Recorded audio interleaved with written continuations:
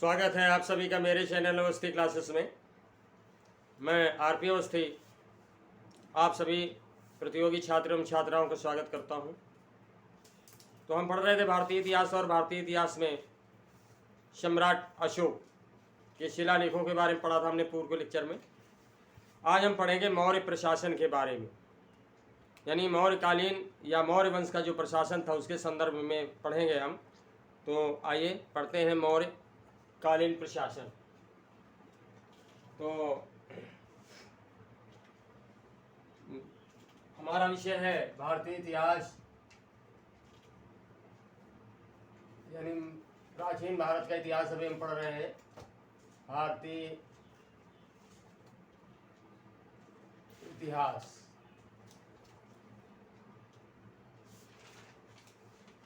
और हमारा आज का टॉपिक है मौर्य प्रशासन।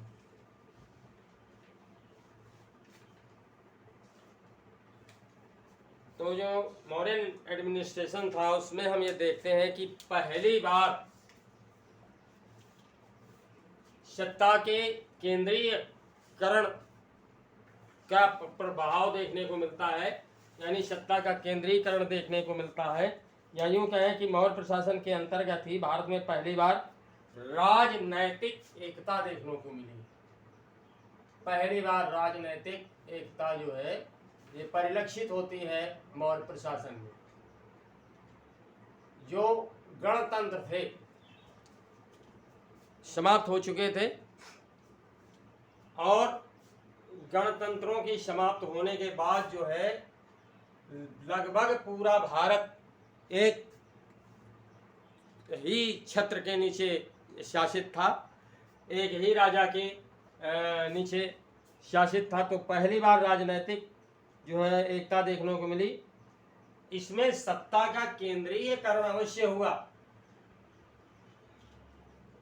सत्ता का केंद्रीयकरण अवश्य हुआ, लेकिन जो राजा था उसमें लेश मात्र भी जो है घमंड नाम की चीज नहीं थी। लेश मात्र भी या जरा सा भी बर्बरता नहीं थी। राजा जो है कुल मिला के कहने का तात्पर्य कि बर्बर नहीं था, ठीक, जरा सा भी घमंड नहीं था, बर्बर नहीं था। तो सत्ता का केंद्रीकरण हुआ, राजनीतिक एकता देखने को मिली, लेकिन राजा में जो है बर्बरता का अभाव था, यानी प्रजा हितों के लिए समर्पित था राजा, बर्बरता का अभाव। तो जनहित में कार्य करने वाला था राजा। इसके परिणाम स्वरूप राजतंत्रात्मक व्यवस्था की जो स्थिति थी वो काफी मजबूत रहती थी। राजा के पास समस्त अधिकार एवं शक्तियां थी, यानी समस्त अधिकार और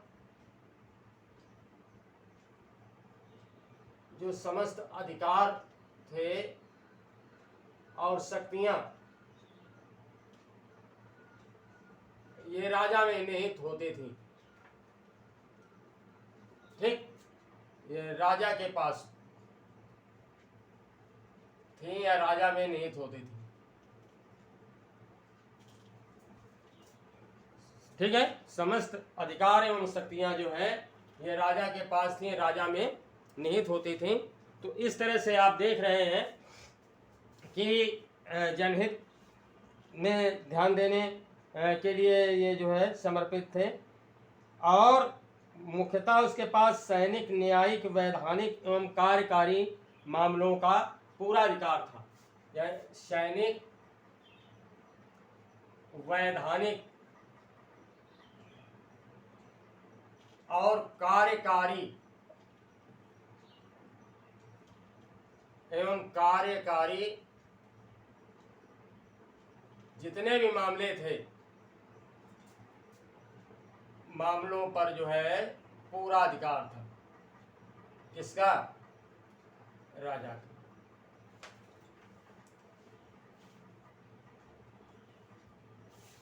जितने भी मामले थे इन सभी पर राजा का प्रत्यक्ष रूप से अधिकार था। राजा अपने ही अंडर में इनको रखता था और इस तरह से जो है प्रशासन का संचालन करता था। आगे हम देखते हैं कि जब नियुक्त की जाती थी साम्राज्य में, किस नियुक्त की जाती थी मुख्यमंत्री और पुरोहित की। मुख्यमंत्री और पुरोहित की। वैसे तो सारे मंत्री जो है नियुक्त किए जाते थे, लेकिन जो है ये दो खास थे। पुरोहित, मैंने पहले ही बताया था कि पुरोहित का राजा के पास जो है राजा के यहाँ विशेष स्थान होता था और कमोवेश राजा को दिशा निर्देश करने का काम पुरोहित ही करते थे। और यही कारण रहा कि हिंदुस्तान में यानी पुरोहितों के कारण ही ये धर्मांधता जो है ये बढ़ती गई। यहाँ तक कि भारत में ही नहीं, चाहे यानी जो पुरोहित वर्ग रहा इसका जो है सभी जगह प्रभाव रहा, चाहे वो सनातन धर्म में हो और चाहे इस्लाम में हो और चाहे यूँ कह सकते हैं कि क्रिश्चियन या ईसाई धर्म में। तो इनमें जो है ये जो पुजारी वर्ग रहा, सनातन धर्म में पंडित पुजारियों का, इस्लाम में जो है मौलवी और खलीफाओं का, और क्रिश्चियन में पोप और पास्टर का। तो ये राजा को प्रभावित करते रहे। यही कारण रहा कि जो है सत्ता में धर्मांधता का अधिक प्रभाव रहा और कट्टरता कालांतर में बढ़ती गई। तो मंत्री और पुरोहित वर्ग की मुख्यमंत्री और पुरोहित की जो नियुक्त की जाती थी मौर्य काल में, इसलिए तो नियुक्ति के समय इनको जो है इनके चरित्र को खूब जांचा परखा जाता था और इनके चरित्र को जांचने परखने के लिए एक परीक्षण होता था जिसे उपधा परीक्षण कहा जाता था। तो मुख्यमंत्री पुरोहित की नियुक्ति के लिए उपधा परीक्षण होता था। उपधा परीक्षण क्या है? चरित्र की जांच के लिए जो परीक्षण किया जाता था, जिससे होकर के इनको गुजरना पड़ता था, ये उपधा परीक्षण के नाम से जाना जाता था। समझ गए होंगे आप। और यही यानी राजा जो है अपने साम्राज्य के संचालन के लिए अनेक पदों में जो है लोगों की नियुक्ति करता था, जिसे मंत्रिपरिषद कहा जाता था।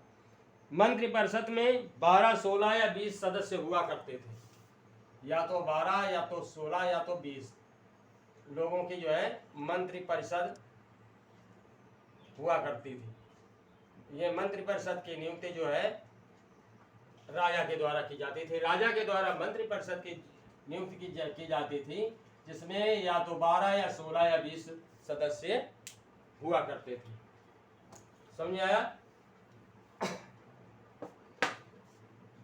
तो राजा जो है जब महल के बाहर निकलता था तो वो या तो युद्ध यात्रा के समय में निकलता था, जब उसे कहीं युद्ध करना होता था तब निकलता था, या फिर यज्ञ के अनुष्ठान के समय में निकलता था, या आखेड़ के समय में, शिकार करने के समय में घर से बाहर निकलता था, महल से बाहर निकलता था। और राज्य का जो सप्तांग सिद्धांत था, राज्य का सप्तांग सिद्धांत,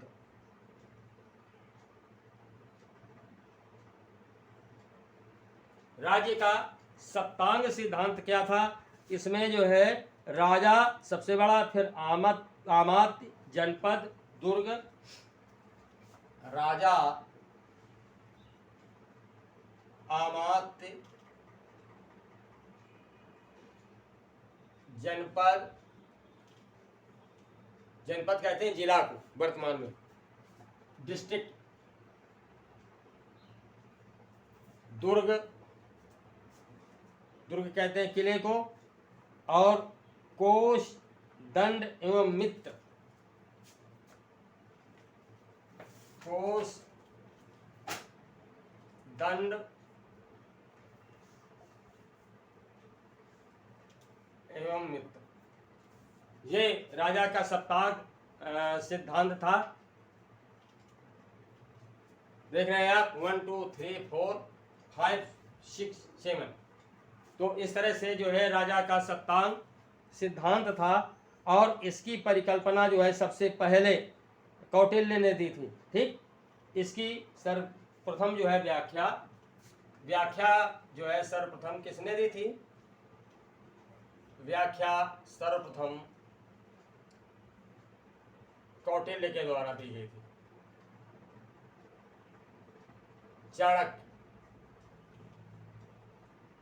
कौटिल्य के द्वारा दी गई थी सप्तांग सिद्धांत की। तो अर्थशास्त्र में जो शीर्षस्थ अधिकारी के रूप में तीर्थ का उल्लेख मिलता है। जो शीर्ष अधिकारी होते थे, बड़े अधिकारी, शीर्ष अधिकारी, ठीक, इनको तीर्थ कहा जाता था।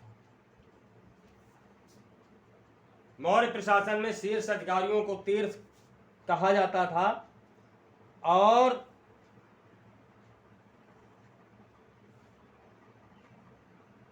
इन्हीं तीर्थों को जो है महामात्र भी कहा जाता था। महामात्र, यही तीर्थ जो है, ये अधिकारी जो होते थे महामात्र भी कहलाते थे। वरिष्ठ अधिकारी होते थे, बड़े अधिकारी होते थे, और इनकी संख्या जो है महामात्रों की या तीर्थों की संख्या जो है ये 18 होती थी, 18। याद रखिएगा, इनकी संख्या जो है 18 होती थी।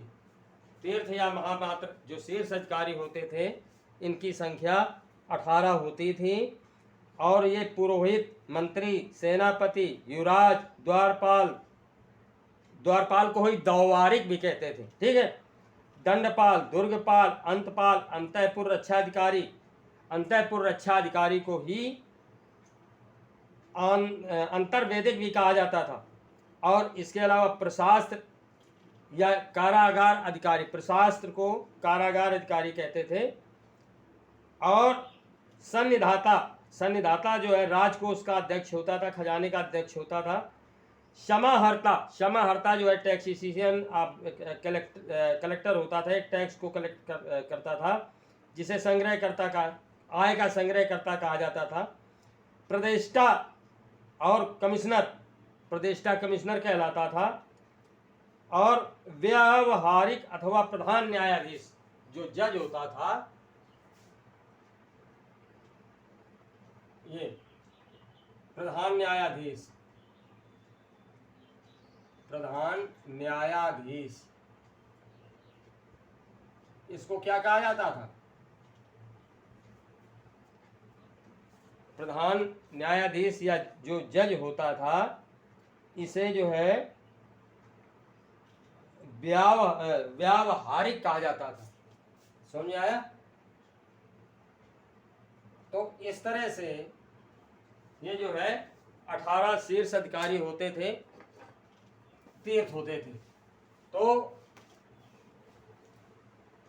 आप देख रहे हैं कि जो राजनैतिक व्यवस्था थी बड़ी सुदृढ़ थी, और ये जो है प्रशंसनीय थी, स्ट्रॉन्ग थी ये व्यवस्था।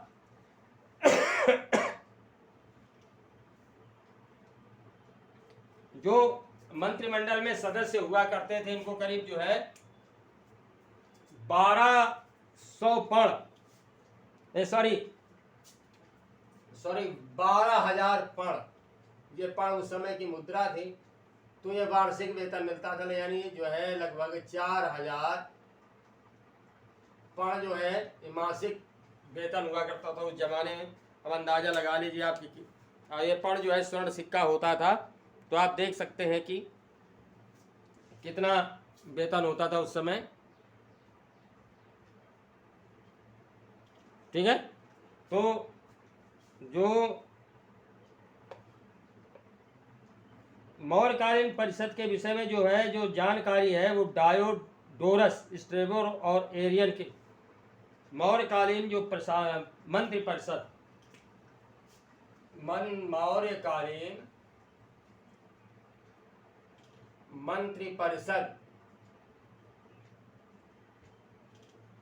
मंत्रि परिषद की जानकारी जो है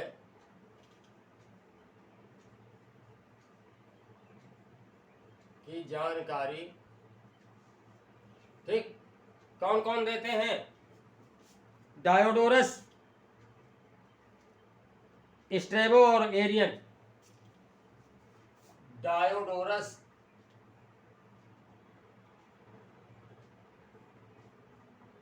स्ट्रैबो और एरियन, इनके विवरण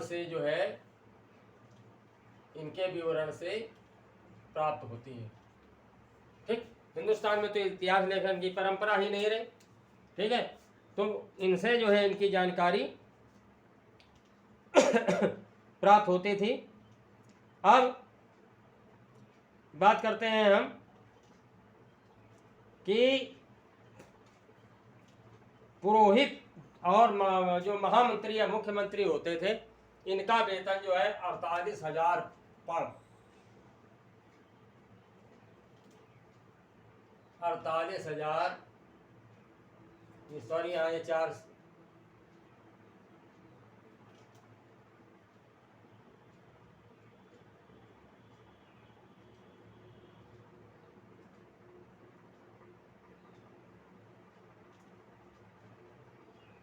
हाँ 4,000 पड़ ये था। ये जो है 12,000 पड़ूंगा तुम्हारा, 12,000 नहीं, अगर हम इसमें हम 12 का भाग दे दें तो 12 चौक 48, 4,000 पड़ जो है। और ये आपका बना 1,000 पड़ जो है मासिक, 1,000 पड़, ये उस समय इतना होता था। ये 12 यानी 4,000 रुपये, 4,000 पड़ जो है मासिक, ये वेतन होता था पुरोहित और मुख्यमंत्री का, पुरोहित और मुख्यमंत्री। तो आप देख रहे हैं कि इतना सोना मिलता था इन लोगों को उस समय। तो ये व्यवस्था थी उस समय।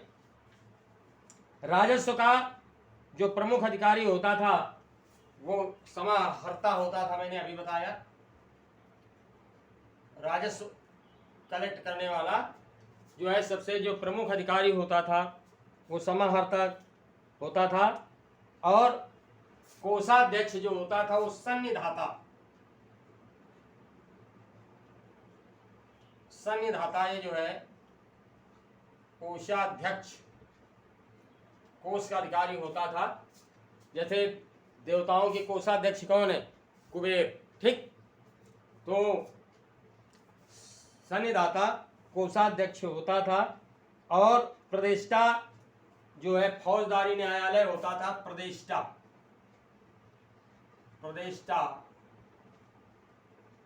ये जो है जनपद न्यायालय होता था, जिले का न्यायालय,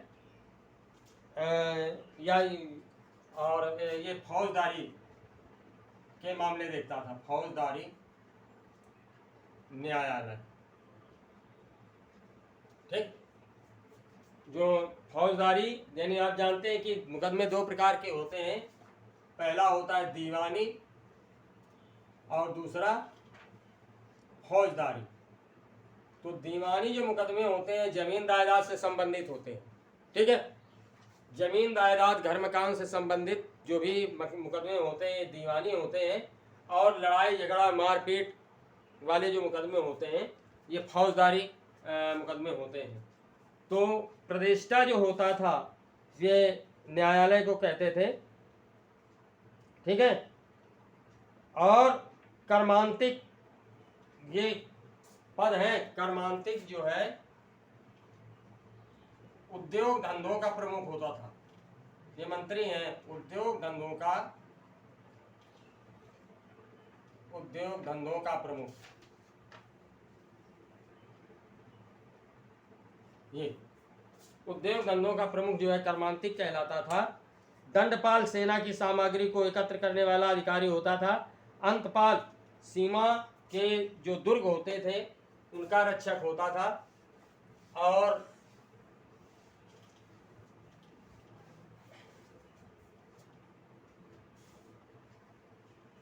दुर्गपाल जो है देश के अंदर जो, देखिए अंतपाल और दुर्गपाल, अंतपाल जो है जो सीमा में किले होते थे उनका रक्षक होता था, और दुर्गपाल जो है अंदर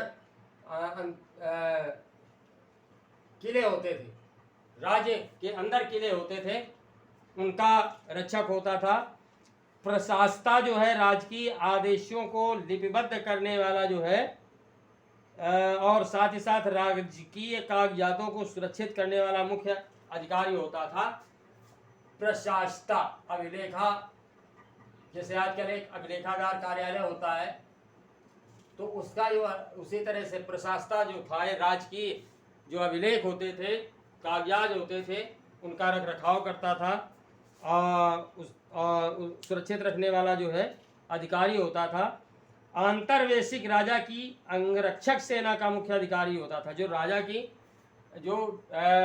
राजा के बॉडीगार्ड होते थे, ठीक, अंगरक्षक बॉडीगार्ड्स, उनका अधिकारी होता था कौन सा? अंतर्वेशिक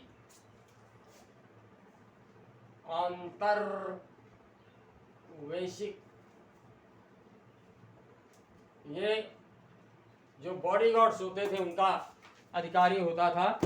और आठवीं ये जो है वन विभाग का प्रमुख अधिकारी होता था। आप देख रहे हैं कि उस समय कितनी ये अच्छी व्यवस्था की गई थी। ये आठवीं जो है वनों का अधिकारी होता था। और इसके बाद और भी अधिकारी होते थे। संभवतः इन अधिकारियों को 12,000 पण जो है मिलता था। तो अर्थशास्त्र में 28 अध्यक्षों का विवरण मिलता है। ये अध्यक्ष है यानी अपने अपने विभाग के अध्यक्ष, ठीक है। तो अर्थशास्त्र में 28 अध्यक्षों का विवरण प्राप्त होता है, ठीक। यानी 28 अध्यक्ष होते थे राज्य के या यूं कह सकते हैं प्रशासन के संचालन के लिए, ठीक। और ये विभिन्न अध्यक्ष होते थे।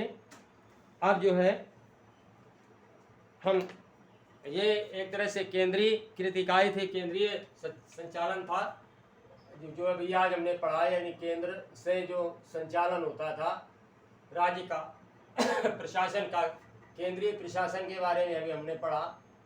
तो नेक्स्ट उम्मीद करता हूँ अच्छे से समझ में आया होगा। और नेक्स्ट लेक्चर में हम जो है प्रांतीय प्रशासन के बारे में पढ़ेंगे। अगर कहीं कोई प्रॉब्लम है तो प्लीज़ कमेंट करके पूछिए, आपका स्वागत है। नेक्स्ट लेक्चर में मेरी फिर आपसे मुलाकात होगी, तब तक के लिए नमस्कार।